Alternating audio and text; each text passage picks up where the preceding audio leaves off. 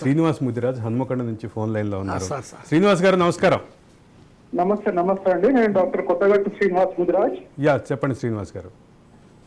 ఇప్పుడు మీరు తీసుకున్న అంశం చాలా బాగుంది. ఇది ఓకే, ఏదైతే మీరు తీసుకున్నారో రాజ్ న్యూస్ లో, ఎందుకంటే తెలంగాణలో మనము 50 లక్షలు పైచిలుకున్నటువంటి జనాభా, మరి రాజకీయ పార్టీలు ఎప్పుడైనా కానీ ఓటర్లు కానీ చూస్తున్నారు తప్ప మాకు సముచితమైన స్థానం కల్పించట్లేదు. లాస్ట్ గవర్నమెంట్ ఏదైతే ఉందో బీఆర్ఎస్ గవర్నమెంట్, వాళ్ళైతే గుజరాత్లకు ఒక్క సీట్ అంటే ఒక్క సీట్ కూడా ఇవ్వలేదు.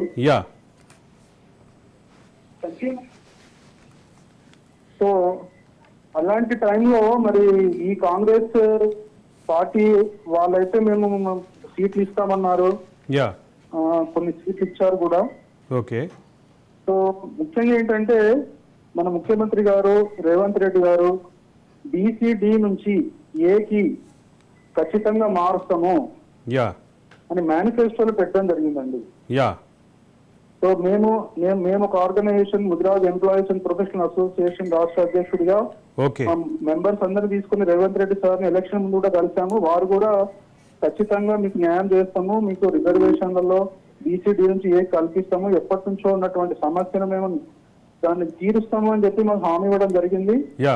అయితే ఇప్పుడు ముఖ్యమంత్రి అయిన తర్వాత మేము కలవడానికి ఇంకా కొంత టైం ఇస్తున్నారు, అంటే బిజీ ఉండడం వల్ల వాళ్ళు ఇస్తున్నారు, టైం ఇస్తామని చెప్తున్నారు. కానీ మీ ద్వారా మేము కోరేది, మీరు మంచి ప్రోగ్రాం పెట్టారు. ఎందుకంటే అత్యధిక జనాభా ఉన్న మా BC కులము, మా ముదిరాజ్ కులము.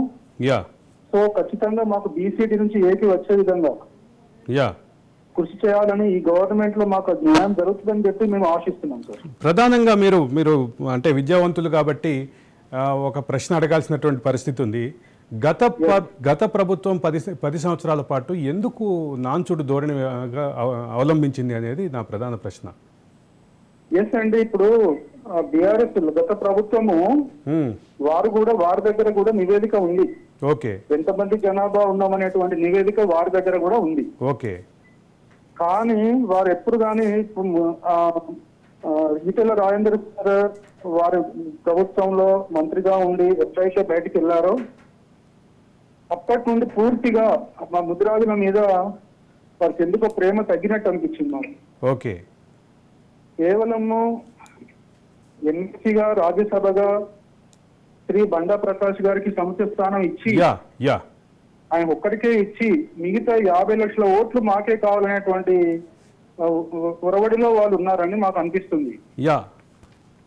అదే విధంగా వారికి ఒక్కడికి ఎమ్మెల్సీ సీట్ ఇచ్చి ఈ BCD నుంచి ఏకి వచ్చే విషయంలో ఆ విషయాన్ని పక్కకు దారి పట్టించేటువంటి దాంట్లోనే ఎక్కువ కనపడింది మనకి లాస్ట్ 10 ఏళ్లలో. ఓకే, అయితే వారికి ఇప్పుడు వారికి తెలిసింది ఏంటి అంటే లాస్ట్ ఎలక్షన్లలో మాత్రం ముదిరాజులందరూ కూడా ఒకటే తాటి మీదకి వచ్చిండ్రు. ఆల్మోస్ట్ ఒక ఉద్యమం చేపట్టడం జరిగింది. ఓకే, ఏమని ఉద్యమం? మాకు సముచితమైన న్యాయం జరగాలి, మాకు ఎమ్మెల్యే టికెట్లు కావాలి, మాకు రిజర్వేషన్లు కావాలని ఏ నాయకుడు లేకున్నా కూడా, కులాన్ని ఆర్గనైజ్ చేసేటువంటి నాయకులు ఎవరు లేకున్నా కూడా స్వతహాగా రోడ్ల మీదకి వచ్చి ఉద్యమాలు చేయడం జరిగింది. అదే సందర్భంలో ఇంకొక చిన్న అనుమానం, అంటే ఒకవైపు ఇట్లా ఉంటే ఇంత జరిగిన తర్వాత కూడా కొంతమంది ముదిరాజ్ విద్యావంతుల వేదిక లేదంటే అంటే అటువంటి పేర్లతోటి ఒక సెక్షన్ ఆఫ్ పీపుల్ ఇంకా కేసీఆర్ పార్టీకి అండగా నిలబడినటువంటి పరిస్థితి. దానికి ప్రధాన కారణం ఏంటి? దానికి ప్రధానమైన కారణం ఏంటంటే వారి సొంత లాభాల కోసమే జరుగుతుందండి ఇది. ఎందుకు అటు పక్షం పోతున్నారు అంటే వారికి ఏదో లాభం జరుగుతుంది అని చెప్పి చాలా మటుకు చాలా సంఘాలకు అధినేతలుగా ఉన్నటువంటి వారందరూ కూడా చివరి క్షణాలలో కూడా వాళ్ళందరూ కూడా మరి బీఆర్ఎస్ పార్టీకి వెళ్ళడం జరిగింది. ఓకే, కానీ వారికి తెలియని విషయం ఏంటంటే ఇవాళ మనకు ఎవరైతే ఏ పార్టీ అయితే మనకు వ్యతిరేకంగా ఉన్నారో వారికి ఎవరు కూడా ఓట్లు వేయలేదు. వాళ్ళు ఏదైతే ఆ నాయకులను చెప్పుకుంటున్నారో వారి మాట ఎవరు వినలేదు. సో మా కులానికి ఎవరైతే న్యాయం చేస్తారనేది వాళ్ళు డిసైడ్ అయిపోయిండ్రు మొన్నటి ఎలక్షన్లలో. కానీ ఇప్పుడు వచ్చిన గవర్నమెంట్ కూడా త్వరగా నిర్ణయం తీసుకొని ఈ పార్లమెంట్ ఎలక్షన్స్ ముందే వారు గనక బీసీడీ నుంచి ఏకి తీసుకొచ్చే దాంట్లో కీలకమైనటువంటి ఒక నిర్ణయం తీసుకొని ఒక ఆర్డినెన్స్ లాంటిది కావచ్చు, లేదంటే ఒక జీవో కావచ్చు తీసుకున్నట్లయితే మాత్రం ఖచ్చితంగా జరగబోయే పార్లమెంట్ ఎలక్షన్లలో ముదిరాజులందరూ కూడా ఏ నాయకుడు చెప్పినా వినరండి. ఏ కుల సంఘం నాయకుడు కానీ మీరు అన్నటువంటి కుల సంఘ నాయకులు ఎవరు చెప్పినా వినరు. వారందరూ కూడా ఖచ్చితంగా ఏ ప్రభుత్వం అయితే ఇప్పుడున్న ప్రభుత్వం ఖచ్చితంగా బీసీ నుంచి ఏకి తీసుకొస్తే ధన్యవాదాలు శ్రీనివాస్ గారు.